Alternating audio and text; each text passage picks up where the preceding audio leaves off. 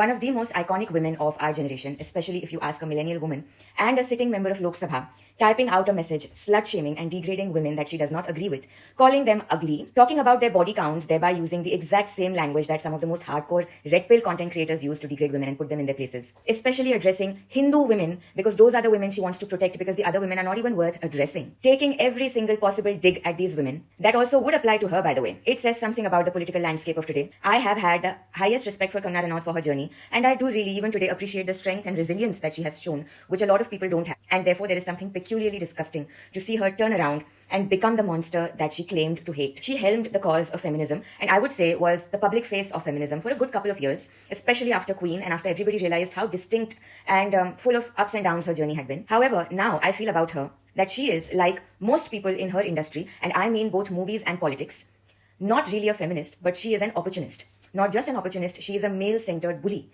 Because this is not the first time that she is slut-shaming women who don't align with her politically or who she feels ruffled by. That is, in fact, her most go-to move when a woman pisses her off, is to slut-shame that woman. Not only that, she is extremely communal and tribal in her thought. And with every statement that she makes online, she proves it more and more. This is the same woman who asked for empathy from media and from the audience to not judge her for her less than perfect decisions and choices. Some of them she had to make to survive, some of them she made because she simply didn't know any better. And women like me consistently gave her that empathy, and we still do. Women don't owe it to us to be perfect.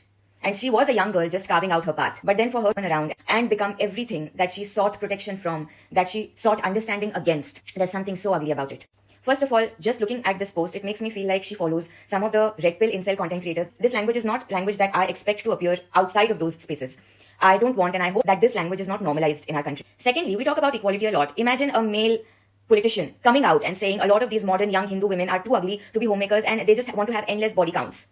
Since when is Andrew Tate a good political influence in our political sphere? Thirdly, I think the people who should be threatened by this the most are actually religious Hindus who are very serious about their religion. If this is the representation that you are sending out into the world, this is not beneficial to you. It's not beneficial to the party that she's supporting. It's not beneficial to anyone. You need to have a personality other than being communal all the time and slut-shaming women and hating on anybody who opposes you. You need to have some core beliefs. And lastly, I will not stoop to your level, Mr. Ranaut, but every single thing that you have said in here are things that would have been used by right-wing media and right-wing trolls to shame and degrade you if you were not on their side currently. You have switched sides like a true politician, except you have not learned to speak like one.